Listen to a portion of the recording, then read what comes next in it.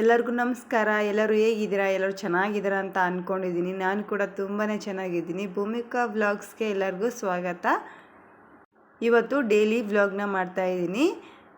ಇವತ್ತು ಬೆಳಿಗ್ಗೆ ಒಂದು ಸ್ವಲ್ಪ ಬೇಗ ಎದ್ದಿರೋ ಕಾರಣಕ್ಕೆ ಟೀ ಕುಡಿಯೋಂಗೆ ಆಗ್ತಾಯಿತ್ತು. ಟೀ ಕುಡಿಬೇಕು ಅಂತ ಹೇಳ್ಬಿಟ್ಟು ಟೀನ ಮಾಡ್ಕೊತಾ ಇದ್ದೆ. ಅಮ್ಮ ಮುಂಚೆ ಮಾಡಿಕೊಂಡು ಕುಡ್ದಿದ್ರು, ನಾನು ಕುಡಿತಾ ಇರಲಿಲ್ಲ ಡೈಲಿ.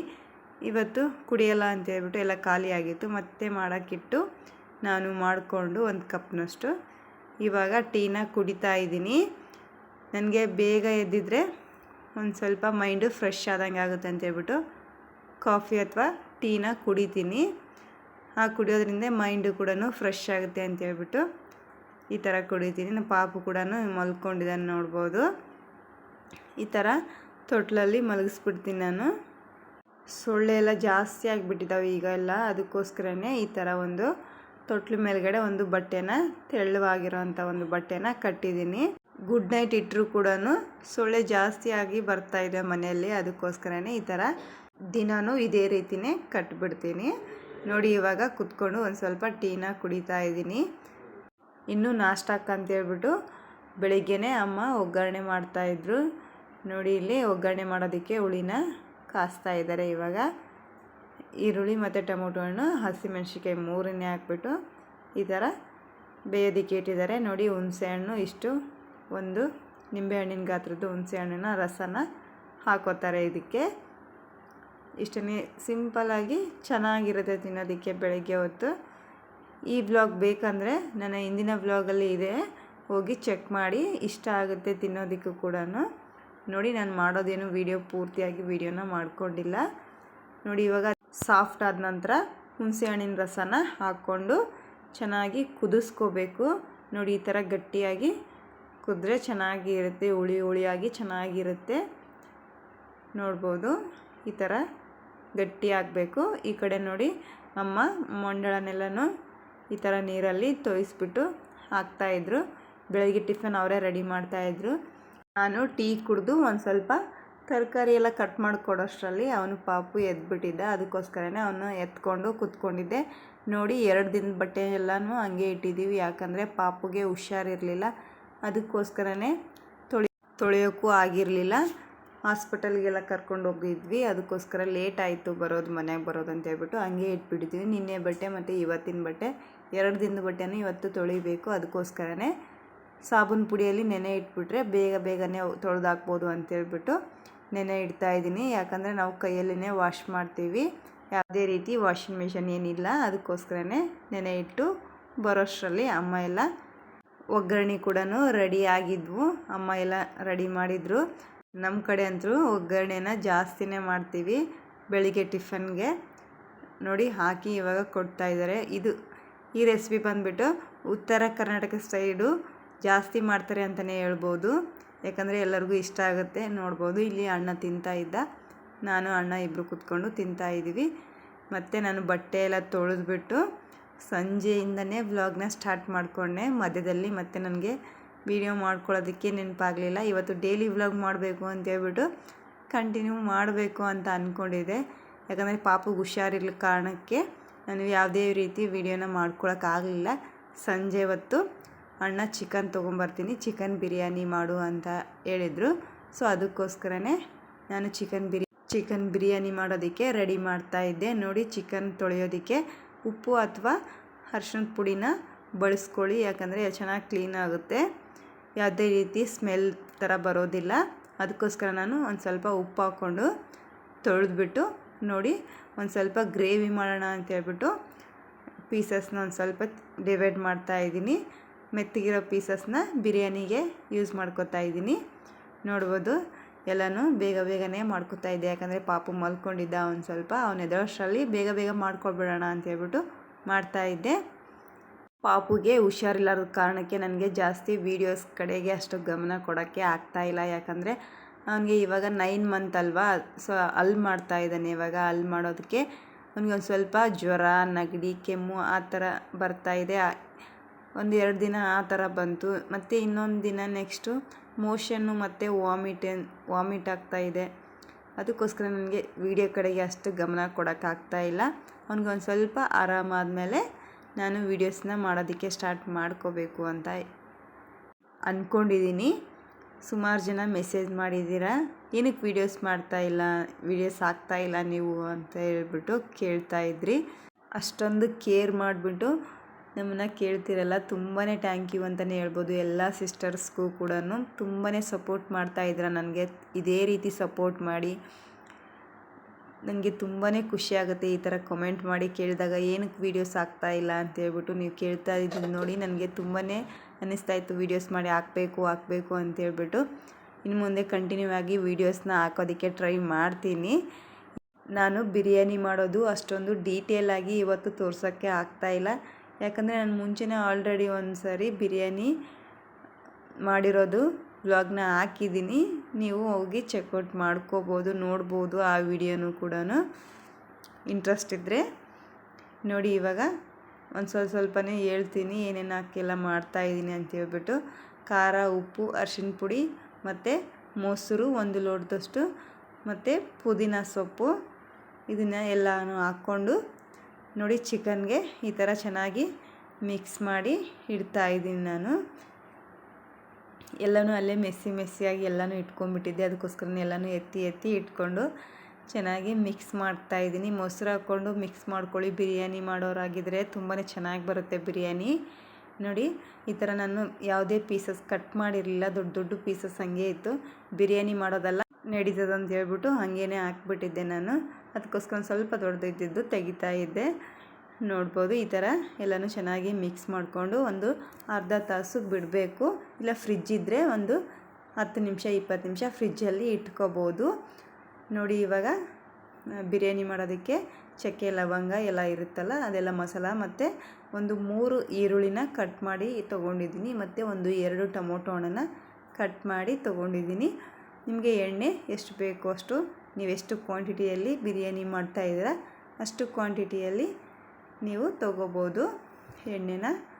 ನೋಡಿ ಇವಾಗ ಎಣ್ಣೆ ಕಾದ ನಂತರ ಇವೆಲ್ಲ ಚಕ್ಕೆ ಲವಂಗ ಎಲ್ಲ ತೊಗೊಂಡಿರ್ತೀವಲ್ವ ಅದನ್ನು ಎಲ್ಲನೂ ಹಾಕ್ಕೊಂಡು ಒಂದು ಸ್ವಲ್ಪ ನೋಡಿ ಈ ಥರ ಫ್ರೈ ಮಾಡ್ಕೋಬೇಕು ಎಣ್ಣೆಯಲ್ಲಿ. ನೀವು ಬೇಕಿತ್ತಂದರೆ ತುಪ್ಪನೂ ಯೂಸ್ ಮಾಡ್ಬೋದು. ಬಿರಿಯಾನಿಗೆ ತುಂಬ ಚೆನ್ನಾಗಿರುತ್ತೆ ತುಪ್ಪ ಹಾಕ್ಕೊಳೋದ್ರಿಂದ. ನೋಡಿ ಇವಾಗ ಅದು ಒಂದು ಸ್ವಲ್ಪ ಕೆಂಪಗಾದ ನಂತರ ನೋಡಿ ಇಲ್ಲಿ ನಾನು ಅಲ್ಲ ಮತ್ತು ಬೆಳ್ಳುಳ್ಳಿ, ಕೊತ್ತಂಬರಿ ಸೊಪ್ಪನ್ನ ಪೇಸ್ಟ್ ಮಾಡಿಕೊಂಡು ತೊಗೊಂಡಿದ್ದೀನಿ. ಎಣ್ಣೆಲಿ ಹಾಕಿರ್ತೀವಲ್ವ ಚಕ್ಕೆ ಲವಂಗ, ಒಂದು ಸ್ವಲ್ಪ ಕೆಂಪಗಾದ ನಂತರ ಈರುಳ್ಳಿನ ಸೇರಿಸ್ಕೊಂಡು ಒಂದು ಸ್ವಲ್ಪ ಗೋಲ್ಡನ್ ಕಲರ್ ಬರೋವರೆಗೂ ಚೆನ್ನಾಗಿ ಫ್ರೈ ಮಾಡ್ಕೋಬೇಕು. ಇಲ್ಲಾಂದರೆ ಹಸಿ ವಾಸನೆ ಹಂಗೆ ಇರುತ್ತೆ, ಬಿರಿಯಾನಿ ಚೆನ್ನಾಗಾಗೋದಿಲ್ಲ. ಅದಕ್ಕೋಸ್ಕರನೇ ಚೆನ್ನಾಗಿ ಒಂದು ಸ್ವಲ್ಪ ರೆಡ್ ಕಲರ್ ಬರೋವರೆಗೂ ಫ್ರೈ ಮಾಡ್ಕೊಳ್ಳಿ. ನೋಡಿ ಇವಾಗ ಒಂದು ಸ್ವಲ್ಪ ಇದಾಗಿದೆ. ನಾನು ಹಸಿಮೆಣ್ಸಿಕಾಯಿನ ಕಟ್ ಮಾಡ್ದೇ ಹಂಗೆ ಇಟ್ಕೊಂಡ್ಬಿಟ್ಟಿದ್ದೆ. ಏನಾದರೂ ಅಡುಗೆ ಮಾಡುವಾಗ ಮಿಸ್ ಮಾಡೇ ಇರ್ತೀನಿ ನಾನು. ನೋಡ್ಬೋದು ಈಗ ಹಸಿಮೆಣ್ಸಿಕಾಯಿ ಏನೋ ಮರ್ತಿದ್ದೀನಲ್ಲಪ್ಪ ಅಂತೇಳ್ಬಿಟ್ಟು ಹಸಿಮೆಣ್ಸಿಕಾಯಿನ ಈ ಥರ ಒಂದರಲ್ಲಿ 2 ಪೀಸ್ ಹಾಕ್ಕೊಂಡು ಇದನ್ನು ಕೂಡ ಈರುಳ್ಳಿ ಜೊತೆನೇ ಹಾಕ್ಕೋಬೇಕು. ಈರುಳ್ಳಿ ಜೊತೆನೇ ಹಾಕ್ಕೊಂಡು ಇದನ್ನು ಕೂಡ ಎಣ್ಣೆಯಲ್ಲಿ ಫ್ರೈ ಮಾಡಬೇಕು. ನೋಡಿ ಇವಾಗ ಪೇಸ್ಟ್ ಇರ್ತಲ್ಲ, ಬೆಳ್ಳುಳ್ಳಿ ಮತ್ತು ಶುಂಠಿ ಕೊತ್ತಂಬರಿನ 3 ಕೂಡ ಪೇಸ್ಟ್ ಮಾಡಿಕೊಂಡು ತೊಗೊಂಡಿದ್ದೀನಿ. ಅದನ್ನು ಸೇರಿಸ್ಬಿಟ್ಟು ಎಣ್ಣೆಯಲ್ಲಿ ಹಸಿ ವಾಸನೆ ಹೋಗೋವರೆಗೂ ಹುರ್ಕೋಬೇಕು. ಇದನ್ನು ಕೂಡ ನೋಡಿ ಈ ಥರ ಫ್ರೈ ಮಾಡಬೇಕು. ನೋಡಿ ಎಲ್ಲನೂ ಫ್ರೈ ಆದ ನಂತರ ಚಿಕನ್ನ ಒಂದು ಸ್ವಲ್ಪ ಹೊತ್ತು ನೆನೆ ಇಟ್ಕೊಂಡಿದ್ವಲ್ವ ಆ ಚಿಕನ್ನ ಹಾಕ್ಕೋಬೇಕು. ಇದಕ್ಕೆ ನೀವು ಫ್ರಿಜ್ಜಲ್ಲಿ ಇಟ್ಟಿದ್ರೆ ಚಿಕನ್ ಅಂದರೆ ತುಂಬ ಚೆನ್ನಾಗಿರುತ್ತೆ. ಫ್ರಿಜ್ಜಲ್ಲಿ ಇಟ್ಟು ಮಾಡ್ಕೊಳ್ಳಿ ಫ್ರಿಜ್ ಇದ್ದರೆ. ನೋಡಿ ಇವಾಗ ಇದಕ್ಕೆ ಹಾಕ್ಕೋತಾ ಇದ್ದೀನಿ. ನೋಡ್ಬೋದು ಎಣ್ಣೆಯಲ್ಲಿ ಇದು ಕೂಡ ಚೆನ್ನಾಗಿ ಫ್ರೈ ಆಗಬೇಕು. ಆ ಥರ ಹಾಕ್ಕೊಂಡು ಚೆನ್ನಾಗಿ ಫ್ರೈ ಮಾಡ್ಕೊಳ್ಳಿ. ನೋಡಿ ಈ ಥರ ಚೆನ್ನಾಗಿ ಮಿಕ್ಸ್ ಮಾಡಿಕೊಂಡ್ರೆ ಆಯಿತು, ಚೆನ್ನಾಗಿ ಫ್ರೈ ಆಗುತ್ತೆ. ಅದೇ ಒಂದು 10 ನಿಮಿಷ ಬಿಟ್ಬಿಟ್ಟು ಟೊಮೊಟೊ ಹಣ್ಣನ್ನು ಹಾಕ್ಕೋತಾ ಇದ್ದೀನಿ. ಟೊಮೊಟೊ ಹಣ್ಣು ಬೇಗ ಸಾಫ್ಟ್ ಆಗುತ್ತಲ್ಲ ಅದಕ್ಕೆ ಅಂತಲೇ ಲೇಟಾಗಿ ಹಾಕ್ಕೊಳ್ಳಿ. ನೋಡಿ ಟೊಮೊಟೊ ಹಣ್ಣು ಹಾಕ್ಕೊಂಡು 2 ಕೂಡ ಚೆನ್ನಾಗಿ ಮಿಕ್ಸ್ ಮಾಡ್ತಾಯಿದ್ದೀನಿ. ನೋಡಿ ನಾನು ಇದಕ್ಕೆ ಖಾರ ಉಪ್ಪು ಎಲ್ಲನೂ ಸೇರಿಸಿ ಇಟ್ಟಿರೋದಕ್ಕೆ ನಾನು ಇವಾಗ ಏನೂ ಹಾಕ್ತಾಯಿಲ್ಲ. ನೀವು ಸೇರಿಸಿ ಮಿಕ್ಸ್ ಮಾಡಿ ಇರಲಿಲ್ಲ ಅಂದರೆ ಇವಾಗ ಎಲ್ಲನೂ ಸೇರಿಸ್ಕೋಬೋದು. ಇವಾಗ ಒಂದು 10 ನಿಮಿಷ ಪ್ಲೇಟ್ನ ಮುಚ್ಚಿ ಇಡ್ತಾ ಇದ್ದೀನಿ. ಚೆನ್ನಾಗಿ ಬೇಯುತ್ತೆ ಅಂತೇಳ್ಬಿಟ್ಟು ಪ್ಲೇಟ್ನ ಮುಚ್ಚಿ ಇಡ್ತಾ ಇದ್ದೀನಿ. ನೋಡ್ಬೋದು ಇವಾಗ ಚೆನ್ನಾಗಿ ಬೆಂದಿದೆ. ಇವಾಗ ಮತ್ತೆ ಒಂದು ಸಾರಿ ಮಿಕ್ಸ್ ಕೊಟ್ಕೊಂಡು ಪದೇ ಪದೇ ಮಿಕ್ಸ್ ಮಾಡೋಕ್ಕೆ ಹೋಗ್ಬೇಡಿ, ಯಾಕಂದರೆ ಪೀಸಸ್ ಎಲ್ಲ ಒಂಥರ ಒಡೆದೋದಂಗೆ ಆಗಿಬಿಡುತ್ತೆ. ಭಾಳ ಹೊತ್ತು ಮಿಕ್ಸ್ ಮಾಡೋಕ್ಕೆ ಹೋಗಬೇಡಿ. ನೋಡಿ ಇವಾಗ ಮಿಕ್ಸ್ ಮಾಡಿಕೊಂಡು ನಿಮಗೆ ಎಷ್ಟು ಪ್ರಮಾಣದಲ್ಲಿ ಬೇಕೋ ಅಷ್ಟು ನೀರನ್ನ ಹಾಕ್ಕೊಂಡು ಬೇಯೋದಕ್ಕೆ ಇಟ್ಕೊಳ್ಳಿ. ನಾನು ಅಕ್ಕಿನ ಮುಂಚೆನೇ ನೆನೆಸಿಟ್ಟಿದ್ದೆ. ಒಂದು ಅರ್ಧ ಗಂಟೆ ಅಕ್ಕಿನ ನೆನೆಸಿಟ್ಕೊಂಡಿದ್ದೆ. ಬಿರಿಯಾನಿ ಮಾಡೋದಕ್ಕೆ ಅಕ್ಕಿನ ನೆನೆಸ್ಬಿಟ್ಟೇ ಮಾಡಿ ಚೆನ್ನಾಗಾಗುತ್ತೆ. ಇದನ್ನು ಕೂಡ ನೀರನ್ನ ಕುದಿಯೋದಕ್ಕೆ ಒಂದು ಪ್ಲೇಟ್ನ ಮುಚ್ಚಿ ಇಡ್ತಾ ಇದ್ದೀನಿ. ನೋಡಿ ಈ ಕಡೆ ಗ್ರೇವಿ ಮಾಡ್ಕೋಬೇಕು ಅಂತೇಳ್ಬಿಟ್ಟು ಗ್ರೇವಿ ಮಾಡೋದಕ್ಕೆ ಅಂತೇಳಿ ಇಟ್ಟಿದ್ದೀನಿ. ಎರಡನ್ನೂ ಮಾಡ್ಕೊಂಬಿಟ್ರೆ ಬೇಗ ಬೇಗ ಮುಗಿದೋಗುತ್ತೆ ಅಂತೇಳ್ಬಿಟ್ಟು ಅದಕ್ಕೋಸ್ಕರ ಎಣ್ಣೆ ಕಾಯೋಕ್ಕೆ ಇಟ್ಟಿದ್ದೀನಿ. ಎಣ್ಣೆ ಕಾದ ನಂತರ ಚಿಕನ್ನ ಹಾಕೋತಾ ಇದ್ದೀನಿ. ವೆರಿ ಸಿಂಪಲ್ಲಾಗಿ ಗ್ರೇವಿನ ಮಾಡ್ಕೋತಾ ಇದ್ದೀನಿ. ಯಾಕಂದರೆ ಬಿರಿಯಾನಿ ಜೊತೆಗೆ ಒಂದು ಸ್ವಲ್ಪ ಗ್ರೇವಿ ಇದ್ದರೆ ತುಂಬ ಚೆನ್ನಾಗಿರುತ್ತೆ ತಿನ್ನೋದಕ್ಕೆ ಅಂತೇಳ್ಬಿಟ್ಟು ಅದಕ್ಕೋಸ್ಕರ. ನೋಡ್ಬೋದು ಎಣ್ಣೆಯಲ್ಲಿ ಚಿಕನ್ನ ಹಾಕ್ಕೊಂಡು ಚೆನ್ನಾಗಿ ಫ್ರೈ ಮಾಡ್ಕೋಬೇಕು ಮೊದಲಿಗೆ. ಆನಂತರ ಈ ಕಡೆ ಬಿರಿಯಾನಿಗೆ ಅಕ್ಕಿ ತೊಳೆದುಕೊಂಡು ನೆನೆ ಹಾಕಿದ್ದೆ ನಾನು. ನೋಡ್ಬೋದು ನೀರನ್ನೆಲ್ಲನೂ ಡಿವೈಡ್ ಮಾಡಿಕೊಂಡು ಅಕ್ಕಿ ಮಾತ್ರನೇ ಹಾಕೋತಾ ಇದ್ದೀನಿ. ಮತ್ತು ಅಕ್ಕಿನೂ ಹಾಕ್ಕೊಂಬಿಟ್ರೆ ಮೆತ್ತಗಾಗೋಗುತ್ತೆ. ಕರೆಕ್ಟ್ ನೀರಿಟ್ಟಿದ್ದೀನಿ ನಾನು, ಅದಕ್ಕೋಸ್ಕರನೇ ಅಕ್ಕಿನ ಎತ್ತಿ ಹಾಕೋತಾ ಇದ್ದೀನಿ. ತುಂಬ ಚೆನ್ನಾಗಿ ಬಂದಿತ್ತು ಬಿರಿಯಾನಿ ಮಾತ್ರ. ಅಕ್ಕಿ ಎಲ್ಲ ಹಾಕ್ಕೊಂಡಿದ್ದೀನಿ. ಇವಾಗ ಹಾಕ್ಕೊಂಡು ಚೆನ್ನಾಗಿ ಇದನ್ನು ಕುದಿಸ್ಕೋಬೇಕು. ನಾನು ಆ ಕಡೆ ಗ್ರೇವಿನೂ ಮಾಡ್ಕೊತಾ ಇದ್ದೀನಿ. ಇದನ್ನು ಕೂಡ ನೋಡ್ಕೋತಾ ಅದನ್ನೇ ಎರಡನ್ನೂ ಅಡುಗೆ ಒಂದೇ ಸರಿ ನಿಮ್ಗೆ ಮುಗಿದ್ಬಿಡುತ್ತೆ, ಬೇಗನೆ ಊಟ ಮಾಡ್ಬೋದು ಅಂತೇಳ್ಬಿಟ್ಟು ಒಂದೇ ಸರಿನೇ ಮಾಡಿಬಿಡ್ತಾ ಇದ್ದೀನಿ. ಅದಕ್ಕೆ ಖಾರ ಉಪ್ಪು ಎಲ್ಲ ಹಾಕ್ಕೊಂಡು ಒಂದು ಸ್ವಲ್ಪ ಕೊಬ್ಬರಿ ಮತ್ತು ಕೊತ್ತಂಬರಿ ಎಲ್ಲನೂ ಮಿಕ್ಸಿ ಮಾಡಿಕೊಂಡು ಇಟ್ಕೊಂಡಿದ್ದೆ. ಅದನ್ನು ಒಂದು ಸ್ವಲ್ಪ ಹಾಕ್ತಾ ಇದ್ದೀನಿ. ಹಾಕ್ಕೊಂಡು ಚೆನ್ನಾಗಿ ಮಿಕ್ಸ್ ಕೊಟ್ಕೊಂಡು ನಿಮ್ಗೆ ಎಷ್ಟು ನೀರು ಬೇಕೋ ಅಷ್ಟು ನೀರನ್ನ ಸೇರಿಸ್ಕೊಂಡ್ರೆ ಆಯಿತು. ಗ್ರೇವಿ ಸಿಂಪಲ್ಲಾಗಿ ಗ್ರೇವಿನ ಮಾಡ್ಕೋತಾ ಇದ್ದೀನಿ. ನೋಡಿ ಇದು ಇವಾಗ ಕುದಿಯೋದಕ್ಕೆ ಸ್ಟಾರ್ಟ್ ಆಯಿತು ಬಿರಿಯಾನಿ. ಚೆನ್ನಾಗಿ ಏನಕ್ಕೋ ಗೊತ್ತಿಲ್ಲ ಇವತ್ತು ಬಿರಿಯಾನಿ ತಿನ್ನಂಗೆ ಅನ್ನಿಸ್ಬಿಟ್ಟಿತ್ತು. ಅದಕ್ಕೋಸ್ಕರನೇ ನಮ್ಮಣ್ಣ ಬಿರಿಯಾನಿ ಮಾಡೋ ಚಿಕನ್ ತೊಗೊಂಬರ್ತೀನಿ ಅಂತಂದ. ಅದಕ್ಕೋಸ್ಕರನೇ ಬಿರಿಯಾನಿ ಮಾಡ್ತಾಯಿದ್ದೀನಿ. ನೋಡೋಣ ಹೆಂಗೆ ಬರುತ್ತೆ ಟೇಸ್ಟು ಅಂತೇಳ್ಬಿಟ್ಟು. ಗೊತ್ತಿಲ್ಲ ನನಗೂ ಕೂಡ. ತುಪ್ಪನೂ ಬೇರೆ ಹಾಕಿಲ್ಲ ಇವತ್ತು. ವೆರಿ ಸಿಂಪಲ್ಲಾಗಿ ಮಾಡ್ಕೊತಾ ಇದ್ದೀನಿ. ನೋಡಿ ಲಾಸ್ಟಲ್ಲಿ ಚಿಕನ್ ಮಸಾಲನ ಸೇರಿಸ್ತಾ ಇದ್ದೀನಿ. ನೀವು ಬಿರಿಯಾನಿ ಮಸಾಲನೂ ಇದ್ದರೆ ಸೇರಿಸ್ಕೊಳ್ಳಿ, ತುಂಬ ಚೆನ್ನಾಗಿರುತ್ತೆ. ಎರಡಕ್ಕೂ ಕೂಡ ನಾನು ಅರ್ಧನ ಹಾಕ್ಕೊಂಡು ನೋಡಿ ಇವಾಗ ಚೆನ್ನಾಗಿ ಇದು ಕುದ್ದಿದೆ. ಇನ್ನೊಂದು ಸ್ವಲ್ಪ ನೀರೆಲ್ಲ ಕುದಿಯೋವರೆಗೂ ಬಿಟ್ಟು ಬಿಟ್ಬಿಟ್ರೆ ಆಯಿತು.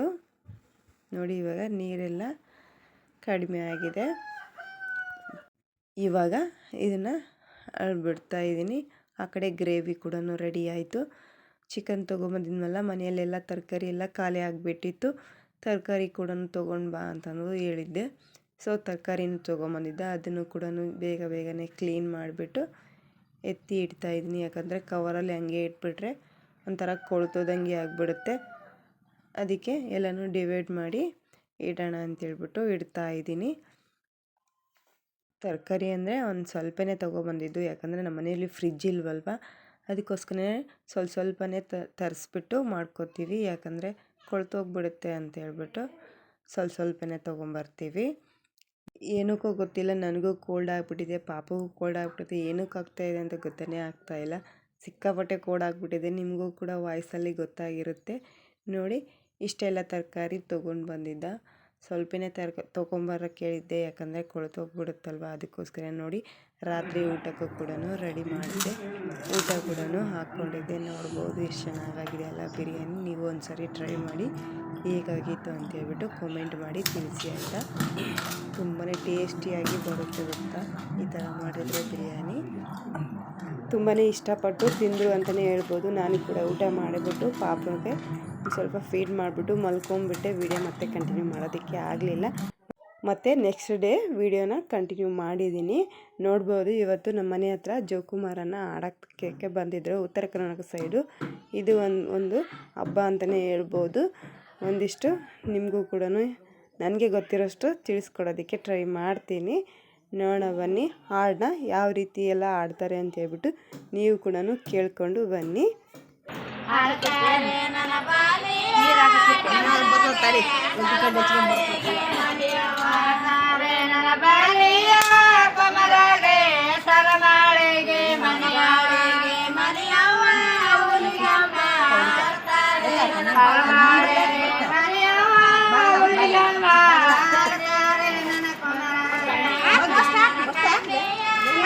ಸನಾ ಸನಾ ಸನಾ ಕೈ ಬಿಡು, ಕೈ ಕಟ್ಬಾರ್ದು.